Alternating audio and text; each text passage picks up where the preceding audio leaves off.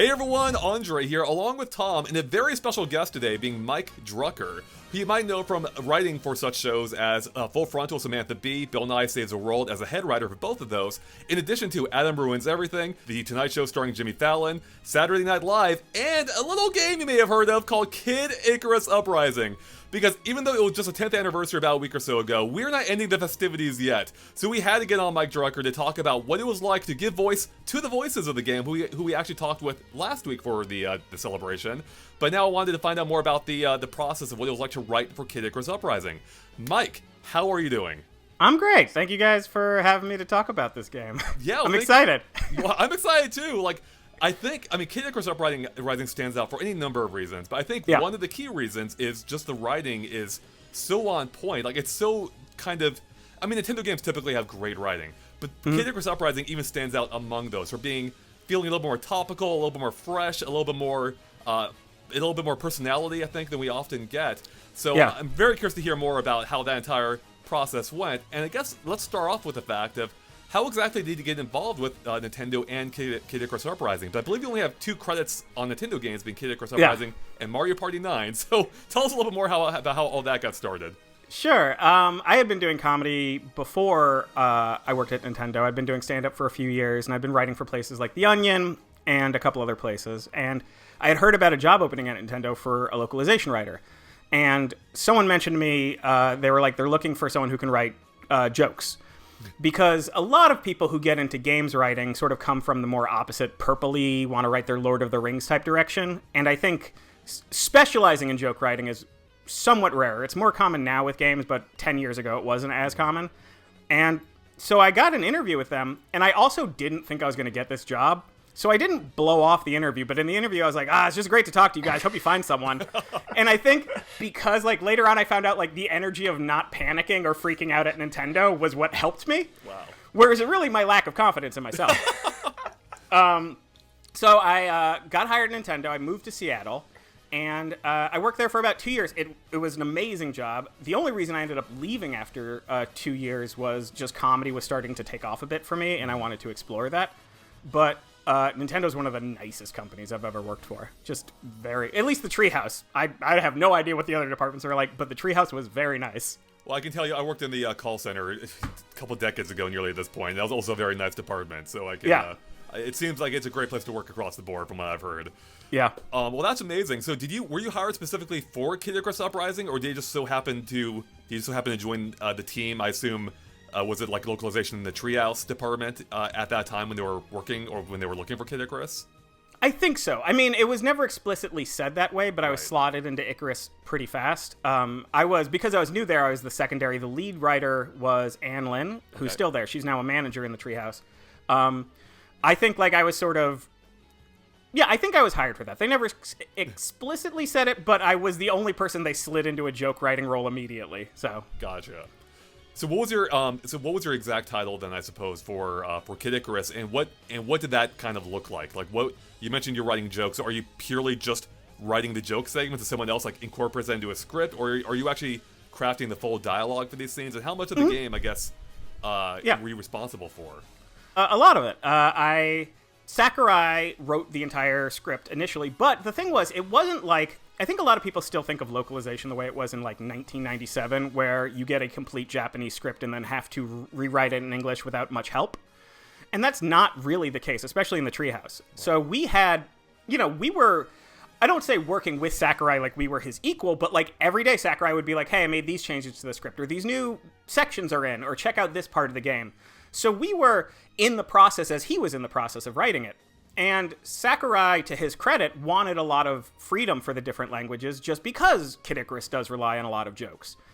And, a lot of jokes, as we all know, rely on idioms or phrases or irony that doesn't quite play out in other languages. And so I think in Sakurai's mind, as long as we kept the story itself intact, he wanted it to be a funny game. So he put his trust in us to make it as funny as we could, and we put our trust in the Latin American translators who took our script, or the French-Canadian translators who took our script. So I got lost on my train of thought there, but it was very nice. Well, it definitely sounded like that when we were talking to the voice actors. Like, they didn't do it all in one take. Like, it was a process coming back to the studio for 4 sessions. There was a lot of changes. The other thing a lot of people don't know about localization is that a large portion, I would even say by far most Japanese developers, speak English. They just don't necessarily speak idiomatic, fluent English. And so I think a lot of fans sometimes think there's this thing where it's like you're getting one over on them or you're throwing it over their heads. We actually kind of had the reverse, where sometimes they'd be like, hey, we see this phrase in here. We're not quite sure what it means. Could you explain it to us? Okay. And it was always friendly. It wasn't like, explain this. It was more like, we're not sure we understand this idiom. And we'd work with our translator and explain it. So it was a very collaborative process. Even on the English language jokes, they didn't have to think the jokes were funny, but they did make sure they understood what we were saying. But I think Sakurai really wanted it to be funny, so he gave us, I think, much more freedom than you usually get in a lot of games. Maybe, I never worked on a Paper Mario or a Mario and Luigi, but I feel like that must be the closest equivalent to how much freedom you have joke-wise. That's a great point. It does seem like that's the case. The difference, though, of course, is your game was voiced, whereas the Paper Mario games aren't, and that does help, like, even bring more life, I think, to that text. How often were you, like, did you work with Sakurai directly? I know he was giving feedback fairly consistently, it sounded like. So did you ever meet up with him himself, or was it always by way of, I don't know, a group email? I don't know how that works. But, it was mostly group email. Okay. It's mostly group email. We did do 1 or 2 video chat sessions. I think, honestly, the only reason we didn't do more in-person stuff was because of the time difference. It was more practical to wake up to an email than to make them stay up late to get on a video call or vice versa. That makes sense, right. But, like, we were talking almost every day. Like, it was like, here's the updates, here's what's coming in, or here, you know, like, so you were emailing, but it was relatively frequent. Okay. Now, one thing I have heard, you mentioned Sakurai wanted to make a funny game, and that's very clear playing it. It's a hilarious game. I have heard, though, and I do not speak any Japanese myself, so I'm only going from what I've heard, and so it may not even be accurate. But I have heard that the Japanese version isn't quite as comical, perhaps, as the English one, or maybe it's a different type of humor. So was that like an intentional change, do you think, to kind of, I mean, make it even more funny for a Western audience at all, or... I mean, do you have any thoughts at all? I'm not sure. Yeah. It wasn't necessarily that. I do know when we were going through it, like, you know, at times our Japanese translators would explain to us, like, you know, what these 2 characters are doing in Japanese is sort of almost a traditional comic art form where 2 people bicker a certain specific way. And certain things like those, we didn't change because we wanted to lose that element, but we adjusted it because people might not be familiar with that specific performance trope. It's almost like if you say someone's a stand-up comedian and you have no idea what that means.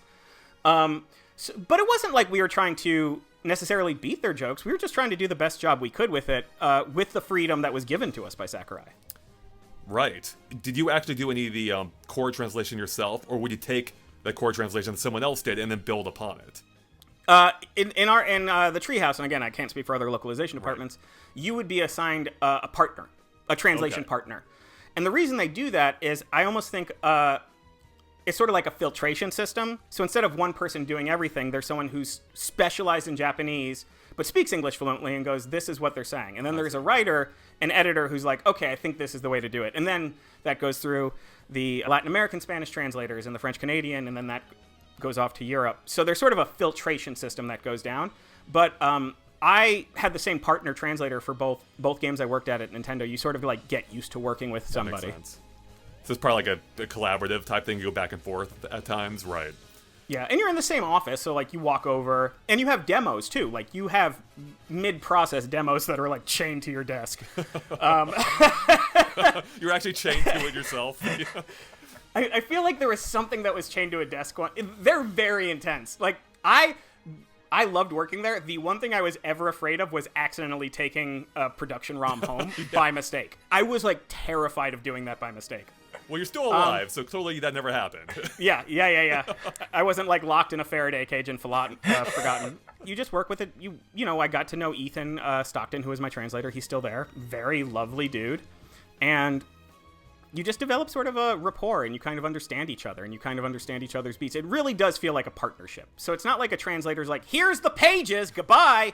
It's really like you're like, do you think this joke would work? And he's like, I don't know if it works that way. Or then you're checking timing itself of the game.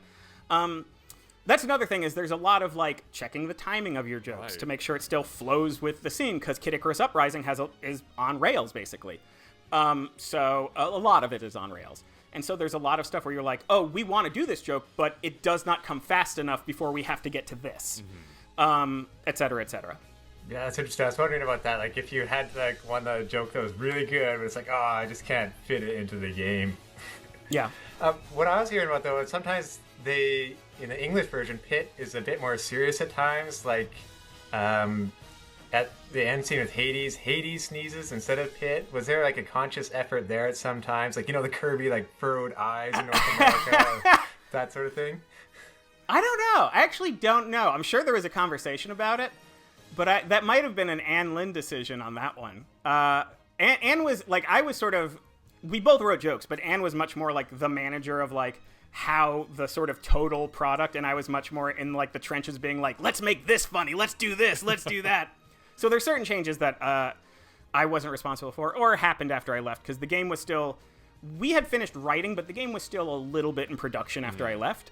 So I'm sure there was some changes and whatnot, but I'm actually not sure who did that. I do know that when I was there was no like instruction to make it more frown Kirby. I definitely know what you're talking about, to like make it more like for cool teens who play games. I don't think it was that. It might have just been like we discovered the characterization we kind of liked. Yeah, and actually, kind of to that point, so how did discovering that character personality work for you? Because obviously they have their own personalities in Japan, and I imagine you're, on one hand, trying to retain as much of that as possible, but on the other, it's a little bit like clay. You need to rework it a bit for the English audience, I would think. So, Did you have anything, like, how did that work for you? How did you figure out, like, why we make this character a little bit more this way, or, have them say this? I guess, just what's that process like? It's kind of organic, really, especially because we were, like I said, we were working sort of, if not the start, at the least towards the beginning with Sakurai and the development team. And so, there would be moments when we'd get new lines for the script, and we'd be like, oh, what about this? And you sort of discovered it as it went along. I kind of think Sakurai was also discovering it as he went along. So it's kind of like, it wasn't necessarily like we sat down and we were like, here he is. He's this old, he's this, and he likes this. It was much more like, oh, we noticed this is working for the character. Oh, that's a good reaction. And you sort of start to build on top of that skeleton. Right. That makes sense.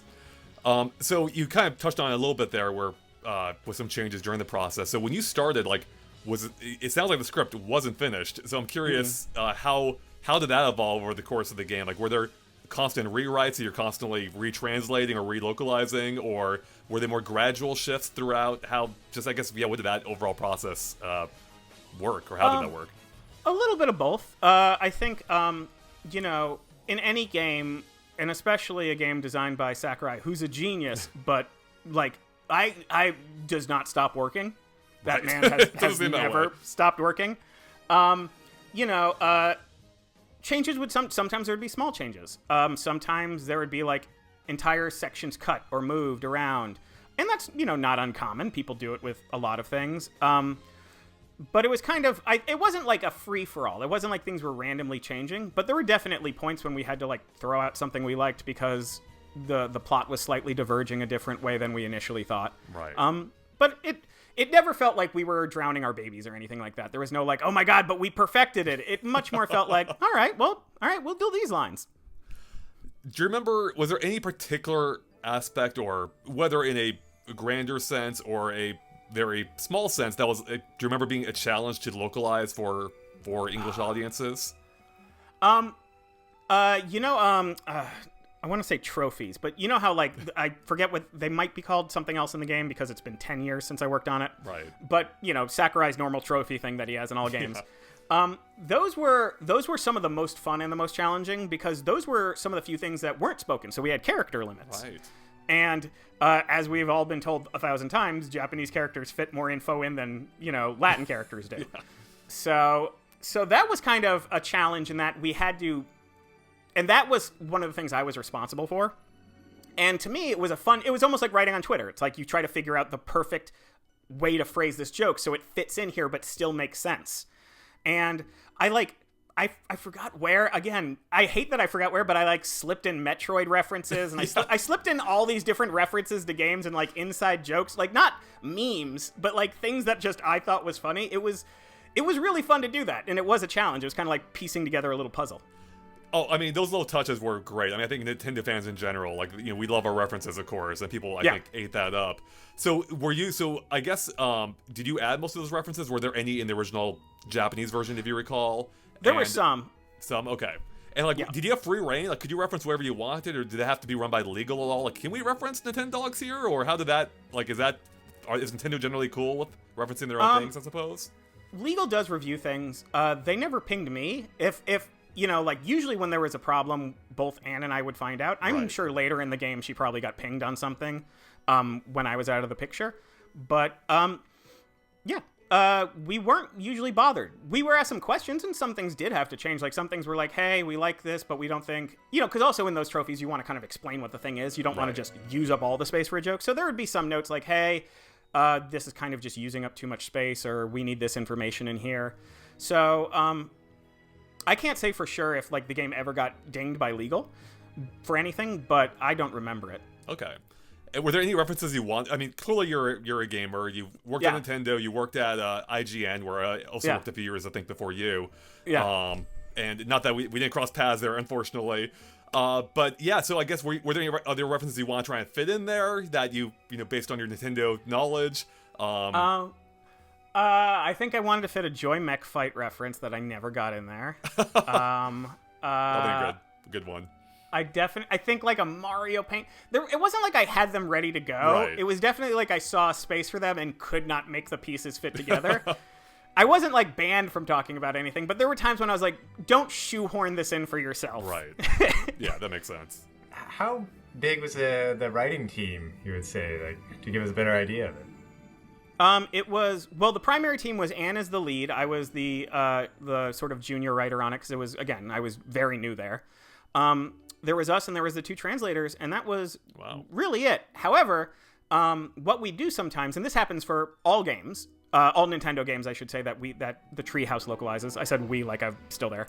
Once Nintendo, always Nintendo, I think. I mean, honestly, yes. Especially because they treat you well there that you're like, oh, okay, good. Like, it's... I can't imagine leaving certain other companies and being like, oh man, I still love this. Right. We would do this thing that we did for a bunch of games where, like, if we were trying to name enemies and we were stuck, or we were stuck on a specific part, we'd get all the writers and localization and all the editors in a room and literally just have a whiteboard and write out ideas. You know, that's how a lot of enemies were named. That's how I ended up naming Groose in Skyward Sword. Oh, wow. Where you're just in a room pitching names for things and it's super fun. So the main writing staff was just two of us and two translators, but really everyone participates in every game, at least in some small way.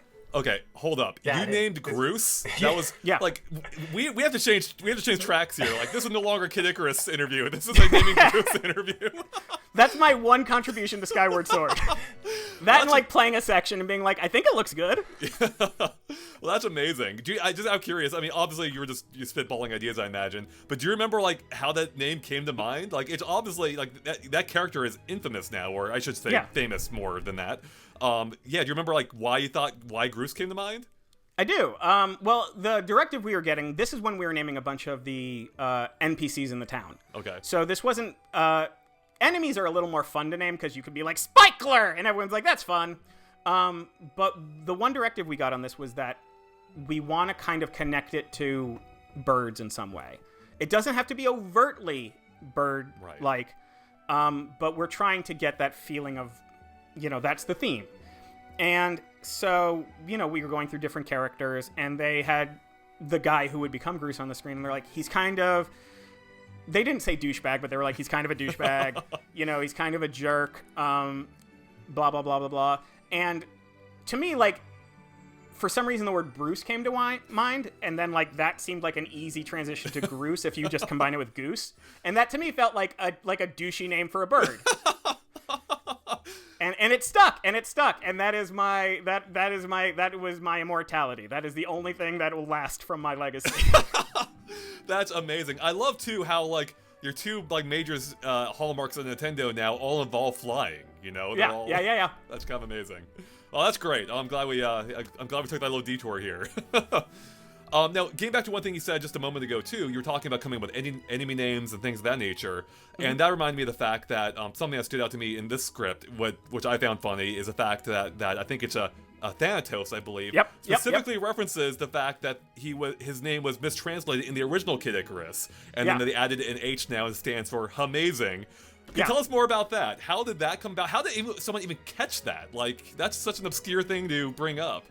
I mean, well, the one cool thing, the Treehouse also has, like, very, very good copy editors. Right. And so there are people there immediately who will find any misspellings or, you know, inconsistencies in enemy names. And a conversation we did have early on was kind of like how closely Sakurai wanted to make this a sequel to the original in kind of a self-referential way. Right. But we were left with the choice of how do you maintain that with a game that was localized during a time in which localization was not a priority. Right. And, you know, on one hand, we were like, well, fans know these characters on this name, know these names from that game. But on the other hand, at the time, it wasn't like the Kid Icarus fan base was going to light the world on fire. And so we were kind of like, why don't we make these names the way that they were intended to be in the original Japanese and were kind of mistranslated or misphonetically written? Why don't we fix that? And so we made jokes out of it. But that was actually an early on choice I do remember. I remember that being like a conversation about whether to do it or not. I think if Kid Icarus had like the same fan base that Zelda did or Metroid did, it would have been a much harder conversation because people become very married to character names. But I think, again, the flip side, the fun thing about Kid Icarus was it was a known Nintendo franchise, but because it had been dormant since the Game Boy, the possibilities of what you could do with it were endless, and we got to play in that. So did you actually go back and play the original Kid Icarus for reference, or did you just look at, Wikipedia? Was Wikipedia around then? I think it was. Did you just It was. Okay, yeah. I went to GameFAQs and I just did a walkthrough. Right. I played a walkthrough of both Kid Icarus and the Game Boy game, which I think is called Gods and Monsters, but I could be wrong. That could just be the movie. Mm-hmm. Or Myths and Monsters. It might be Myths and Monsters. I forget. I think that's right, yeah. Myths and Monsters. But yeah, I just downloaded some walkthroughs just so I could play through them, get it in my head, remind myself of everything. Because I'd played those games as a kid, but as a kid. It was 25 years later. So yeah, I played through them again. Okay. Now, as you're working on the translation or the script for Kid Icarus Uprising, or the localization, I should say, were you able to play parts of the game during it, or were you able to see parts of the game, or were you kind of working just off what you were provided in terms of the text? No, we were able to start playing prototypes from nearly the beginning. That's awesome. Yeah, and it was great. And it was also really great because you would, over time, start to, hear voices incorporated, or, see a change, or, something that was kind of this is going to be this, but in the prototype it's just, a polygonal block. It was cool to see it evolve over time. We also knew that the control scheme... we brought up the control scheme. Yeah. I will say that. We did at one point go, it's about this control scheme. And they were like, don't worry about it. We were like, that is not our job to worry about. Yeah, I guess why worry? Yeah, why worry if you don't have to about it? But right. Yeah, our job is the words. No long-term repetitive strain or anything, I hope. Nope. And they were the dev team was very nice about it. They were like, we respect your opinion. Thank you for giving it to us. But no. But they were very receptive to it. I think that was the only thing we ever were like, hey guys, we don't know. Right. But so you were able to play the game, of course, during development. Did you after it was finished, when it was all done and shipped, which I think was after you left, you had mentioned. Mm-hmm. Yeah. Did you go back and play through the full thing afterward? I did. And what was that like for you?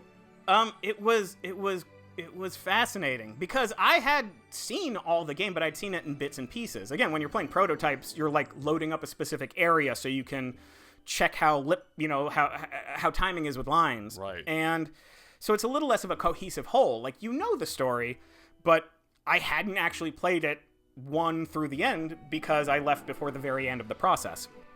So it was kind of cool. It was almost like writing a part of a movie, but not knowing what happened to it, and then seeing how the rest of the movie turned out. It was really fun. That sounds fun. Well, working on it, so you're talking about working with other writers. Did you, when the recording was happening for the voices, were you there with them or on the phone at any point to change lines on the fly? Anne went in to do it live, and then we would go over the sound recordings of it, and then we'd give notes, and we'd go over it. We also did something Nintendo hadn't done before that, which was we introduced table reads, just because that wasn't really common in Nintendo's localization department because they have so few games that are voiced over. And the argument I made for it was basically, these are going to be spoken, so we should say them to each other. We should say this to each other out loud first, just to make sure it doesn't sound horrible when the actor says it, and then we have to rewrite on the fly or leave in something we don't like. Because, it's easy to forget that, like, what you see written out in a game can play very differently if it's said. Yeah, oh yeah, I mean, I write at a level nowhere near yours, of course, but even I have lines where I'm reading and I'm like, this sounds like trash when I say it out loud, versus on the page. Right. So to that kind of point though, like you're writing for these voices, how early into the process was casting established, and did you have any say in that? And I'm also asking because I'm curious if you were able to have these voices in mind when you were actually writing for them.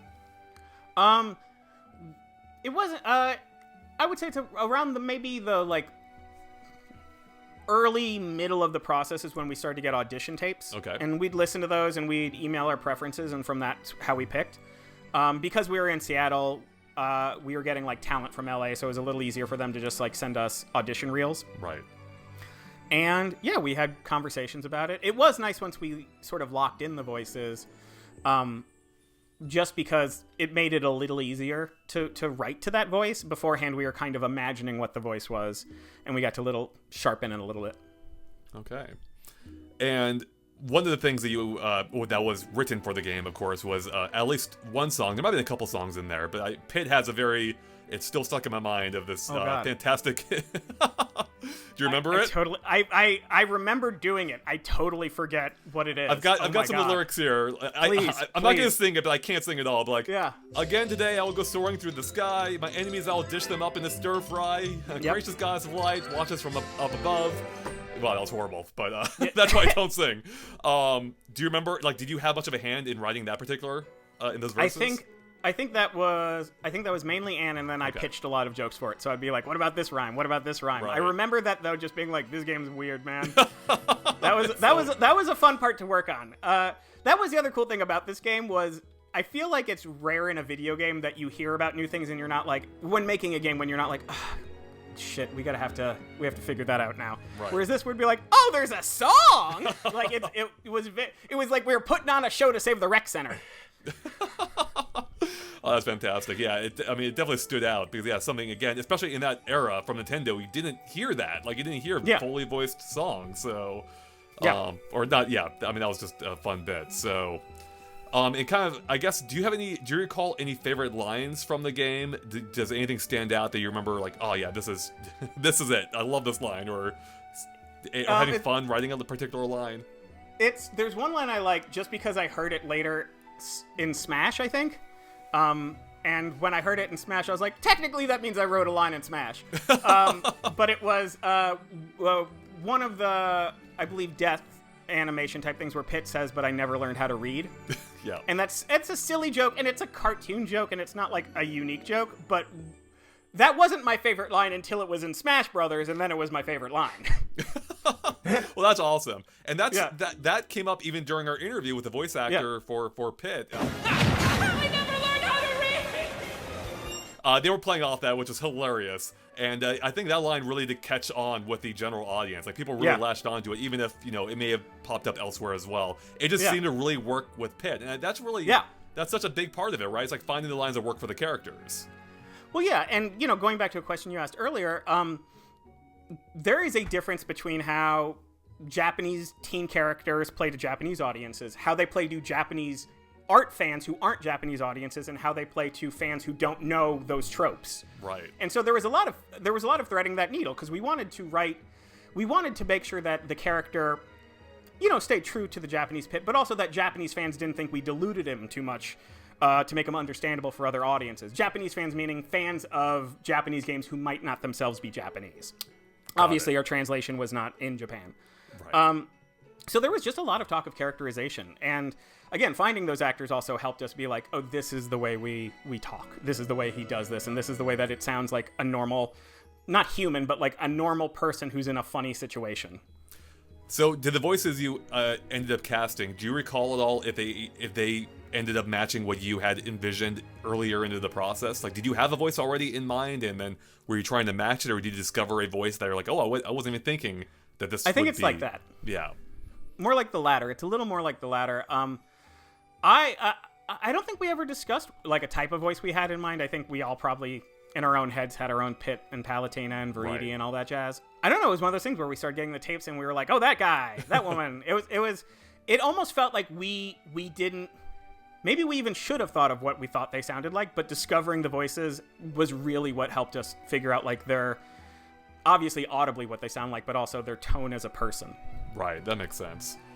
And kind of to that point, did you have a favorite character you preferred writing for? Whether it's Pit, Palutena, Hades, Veridi, I believe, or any of the other cast. There's a huge amount of them. I think I kind of liked Pit and Hades the most. Those are two good ones. I'm sure yeah. I'm forgetting somebody. I kind of like writing. One of my favorite type of characters to write is kind of like a person whose confidence is greater than their ability. And to me, like, Pit and Hades kind of both had that in a certain way where they were just so sure of themselves at times. And like when Pit wasn't sure of himself, like it was also funny to me. I like that the game starts with him being like, we're gonna do great! Like, and it's such a fun way because you know that's not true. So I really think, Pit and Hades, just because I like characters that kind of are disappointed by how much their confidence has convinced them they're going to be okay. Yeah, that is I think a classic personality trait of Pit in general. Mm-hmm. And I think Dark Pit really helps bring that out of Pit as well. Yeah. Yeah. Yeah. Dark Pit I remember when Dark Pit like appeared in the game and we were like, oh, there's a Dark Pit. All right, we'll do it. That was definitely sprung on us. It was a surprise to you too, because when we asked Anthony, he said like no idea there was a dark version he was going to be doing when he applied for it. That came later in the it wasn't like a last minute ad, but it was definitely like an email that's like, we are adding a new character in the game. And we were like, all right, let's do it. Okay. Earlier, a couple questions ago, you had mentioned kind of like, I forget the exact context, but like threading the needle with bringing the script over from Japanese to English.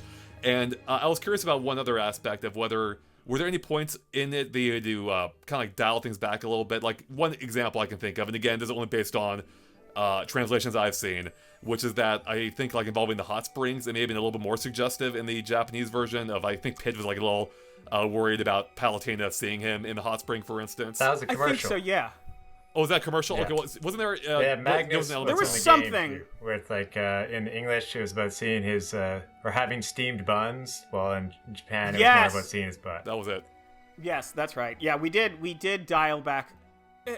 Saying dialed back perviness makes it sound far more egregious than it was, but we dialed back the flirtiness just because, again, culturally, there are certain different ways to flirt. And I don't mean like we made sure we weren't saying anything dangerous. It was just more like people would have been weirded out by that comment from a little boy. Yeah, and so you have to like change it around a little bit. That makes sense, yeah, completely. And that's not all I can see, Pit. I can also see what's in your heart. Oh! That's really something. So you'd better not be thinking about anything naughty. What? How did you... Just kidding.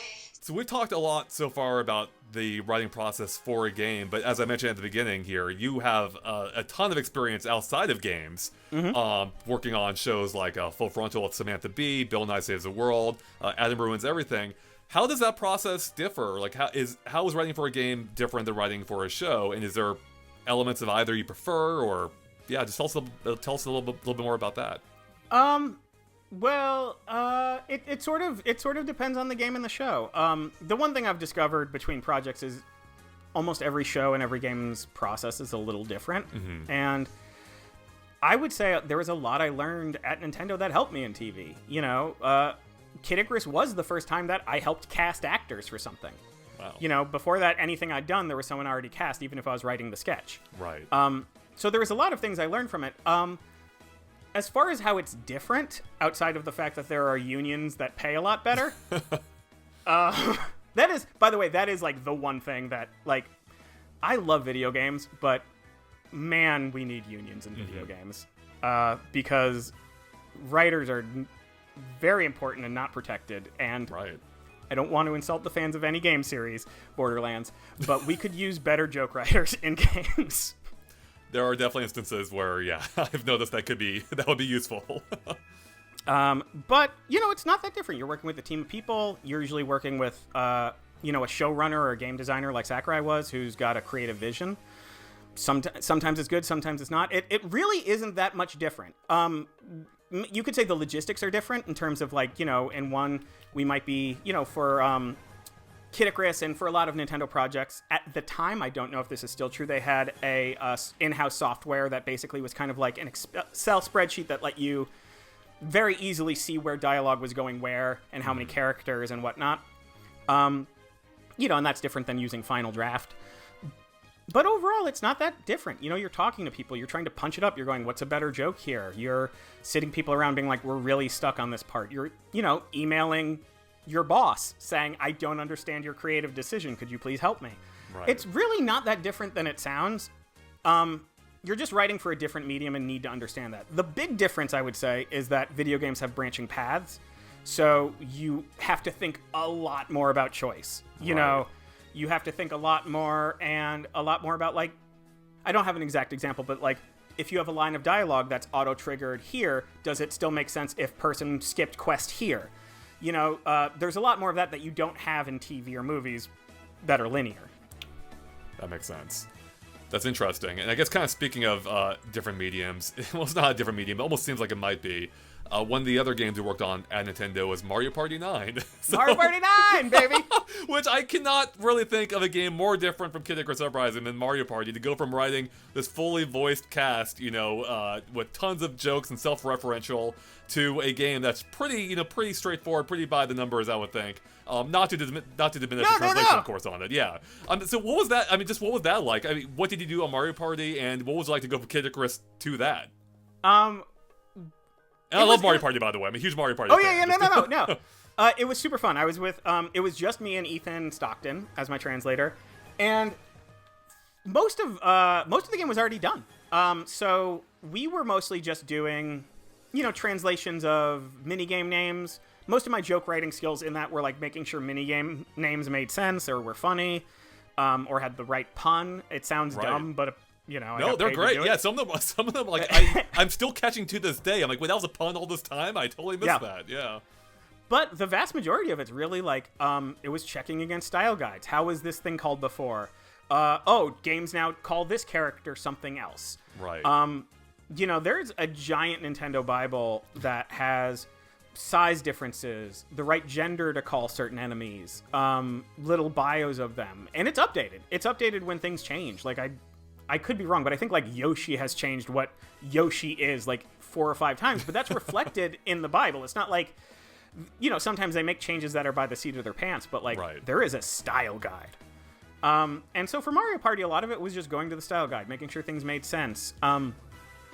Honestly, it was like 2 months of me and Ethan playing Mario Party a lot. It was not a bad project to be on. No, that sounds pretty fun. Yeah. Real quick, back to the style guide. Like, I'm picturing, like, this massive, like, just dictionary. Is that what actually, like, a physical thing? Or? Imagine. I don't know if it's been digital. Again, I work. I should also say, I left 10 years ago, so there's many things I'm probably saying that aren't accurate anymore. But binder, giant binder for Mario, binder for Zelda, binder for Donkey Kong. Wow. And it was actually very great to look through, because it's very informational. It's not like information they hide from people, but it's a lot of stuff where you're like, oh, this makes sense. Like, if I was an artist doing box art, I would want to know how big this is compared to how big that is. It's fascinating. It was super great to have access to those. And also, like, I felt very scared when I held them. Yeah. Like, it felt like I was, like, holding, like, I don't know, like, the Ark of the Covenant. Like, it felt, like, very, like, but those were very cool. I feel like Nintendo could just publish those. Like, people would eat that up. Yeah. Probably, yeah. Probably. They also had what was cool at the time, and I don't know if they still do. They had every copy ever of Nintendo Power, like on a shelf, so you could easily just reference stuff, and that was super fun. I actually remember that. I don't know if it was the exact same one, but I remember we had that in the call center as well. They had every issue available that you could peruse through, which is amazing. Oh, so great. Yeah, I think that was my first time seeing like issue 1 in person. I'm like, oh dear God, it does exist. So Yeah. I had a quick question to go back to Kid Icarus. I was reading how you guys were trying to keep it timeless. Was it hard to like not put in current pop culture like references and keep it so the game would last, so people could play it today and still enjoy it and not miss things? It wasn't hard to avoid pop culture references so much as it was hard to avoid more like meme-y things that you forget are like topical in their own way. Right. You know, it's very easy to put in jokes that you don't think of as topical but will not make sense in 5 years. You know, it's almost like if 10 years ago, you know, there was a joke that's like, I'm getting all the bling I can. At certain points, it doesn't always work. You know what I mean? At certain points, it's almost like if someone did a joke now where it's like, oh man, that hero is woke. Like in 5 years, we'd all hate this. Yeah. Already hate it, but that was the example I came off the top of my head. So it was really less about, you know, trying to avoid referencing movies or, you know, whatnot, and more about making sure we weren't saying things that were just in the zeitgeist right now, but not actually sort of evergreen. Mm-hmm. Right, that makes sense. And I think, kind of to that point of it, you know, being timeless. Like we're a decade out now, which I don't even know how the hell that happened. Yeah. So I guess 2 questions here, 2-parter. One, does it feel like a 10-year span to you? Like you've done a lot in that time, so I'm curious if it's felt like 10 years to you. And secondly, why do you think Kid Icarus Uprising has withstood this time? Like I saw a ton of people talking about the 10th anniversary. So why do you think it in particular has held up as well as it has? I think it's held up so well because it's so different than anything Nintendo's done. You know, it's, you know, for better or worse, and to their credit, like every Nintendo franchise feels very different, but this is a franchise that, one, was basically a reboot of the franchise, even if it was a canonical in canon reboot. And we were just doing things that people hadn't seen, and we were doing jokes that people hadn't seen in Nintendo games. It felt like, at least to me, while I was in the middle of it, like a fun type of Nintendo that we hadn't seen before, or at the very least had not seen for a very long time. And I think, you know, the voice acting, the characterization, the way you sort of relate to Pit. Mm-hmm. You're listening to him the whole time. I kind of think of it somewhat similar to Star Fox 64, when all of us were blown away by the idea of, like, they're just chatting while we're flying. And, like, the way that stuck with us, the way that, like, do a barrel roll, or you're becoming just like your father. Like, those stick with you. Because it felt new, it felt exciting. And I think Kid Icarus really brought that. And I think it also explores so many crazy areas. It's such a varied game in terms of where you go and what you see. It's like a fun little tour. It is. Yeah, absolutely. And to the Star Fox point, I have to ask, because I don't recall it being specifically referenced, but did you ever try to fit in a Star Fox reference, like do a barrel roll or... Oh, no, I don't think I did. You know what? I might not have, because I think, and I may be wrong, but I think at the time they were also doing Star Fox 64 on 3DS. Right. Yeah, it's similar. And I think it... Yeah, and I think that might have been a conversation where they were like, let's keep these separate for now. That makes sense. I could be. I know they were working on it, but I could be wrong to that specific reasoning. They were within a year of each other, I think. They were pretty close together, so... Yeah. Do you have any other just general Nintendo memories at all from your couple of years at the company that we haven't touched on that you wanted to bring up? Yeah, I think I was there at, like, just the right time. They used to do this thing called the garage sale every year, and what they would do is, it was a charity thing where they'd basically empty out, you know, a lot of their archives. You probably remember the garage sale, actually. Actually, no, I don't. Yeah. Oh, you don't? I don't know if it was there then, or if I just missed it. But they like went through their archives and took out a bunch of stuff, and it would just be like in piles on a table in a conference room, and you would buy it, and all that money went to charity. Oh, wow. And mostly it was like, you know, stuff that you might not want. It was, I definitely bought like 5 $1 copies of Elite Beat Agents. Well, those are probably worth a lot more now. That's worth So. something. Yeah. That's a good fun. It's one of my favorite DS games, and there was so many, or like Sprung, like there were so many like those, but like, you know, I was able to get like 3 or 4 Game Boy SPs for nothing. Almost. Basically nothing. Wow. They were out of the box, and they, had that Nintendo label on the back. Like, they might have been test units. They might have just been like, God, someone got an NES in box that was actually evidence at a trial 20 years ago, and they just never got rid of it. Wow. Actually, it was Ethan. It was Ethan, the guy, my translator. He got a Nintendo Entertainment System in a box from a legal case.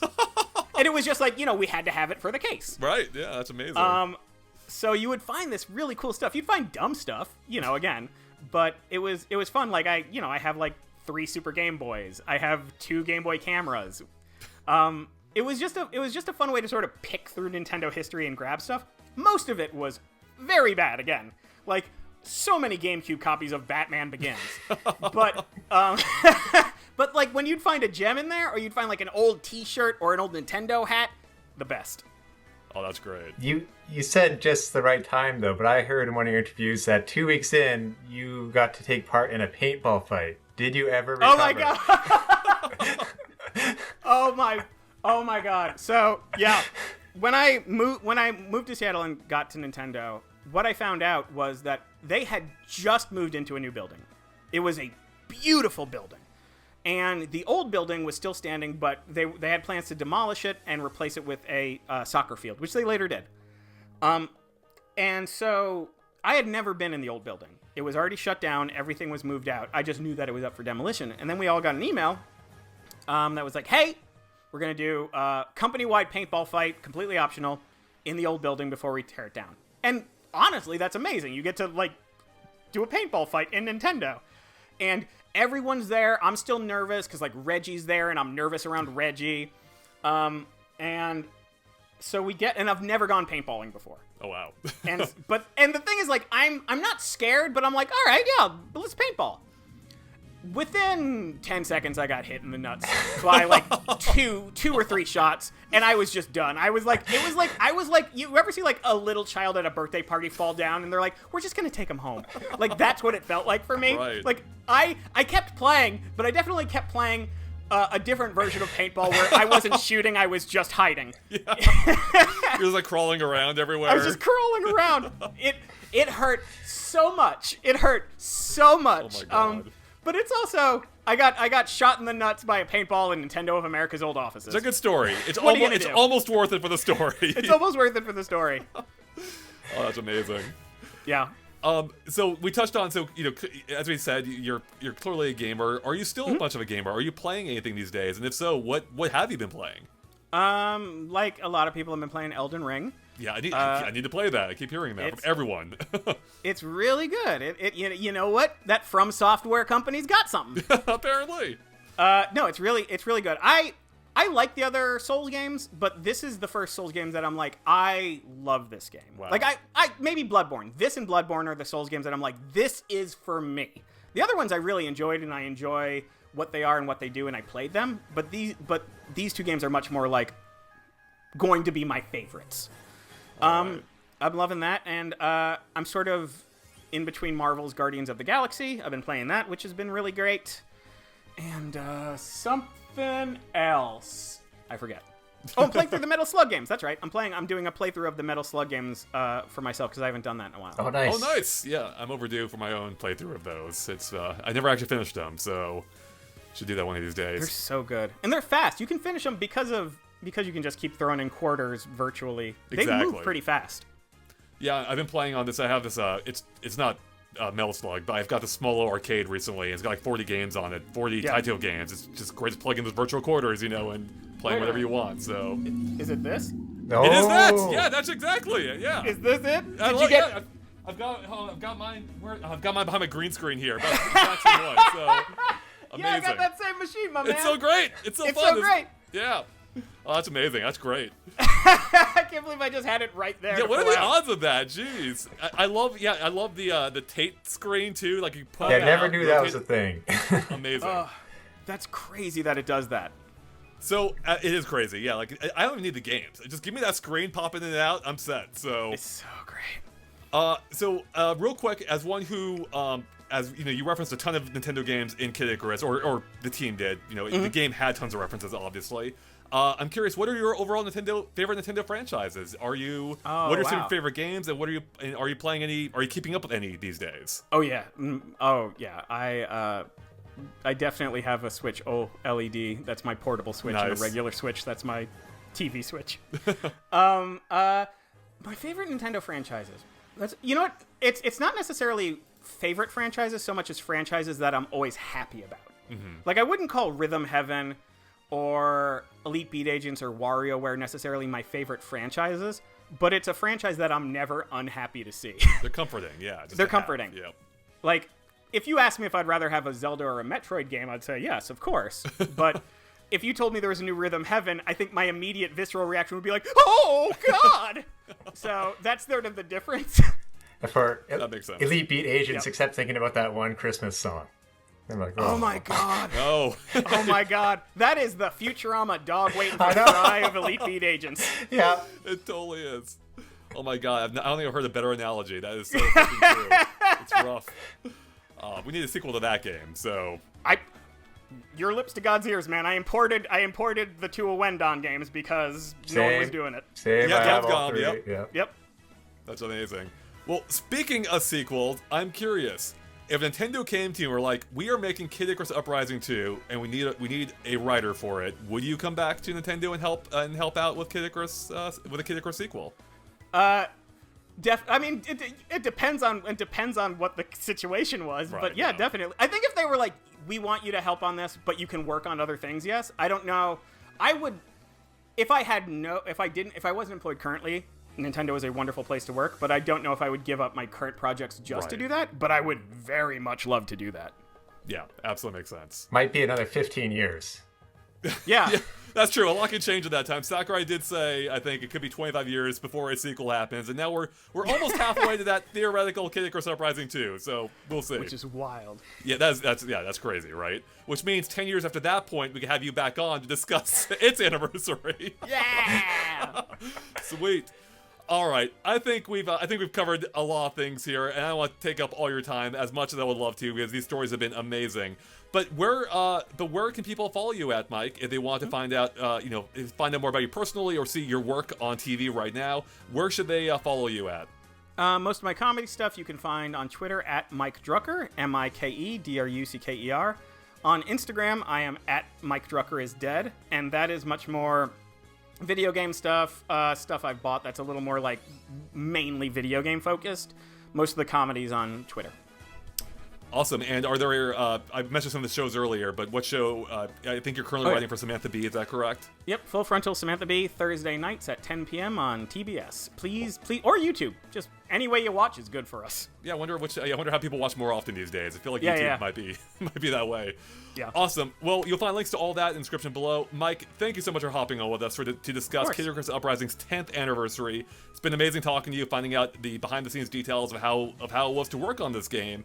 And I think people are going to find enlightening because it helps, I think, explain why the game still holds up to this day and why people are, still loving it even 10 years later. So yeah. I forgot everything, and I just remember the Groose part. That really is a key detail to take away from this. Yeah. All right, well, thanks again, Mike. And, of course, check out, follow Mike using the links in the description below. And with that, we'll catch you later. Bye, everyone. Bye.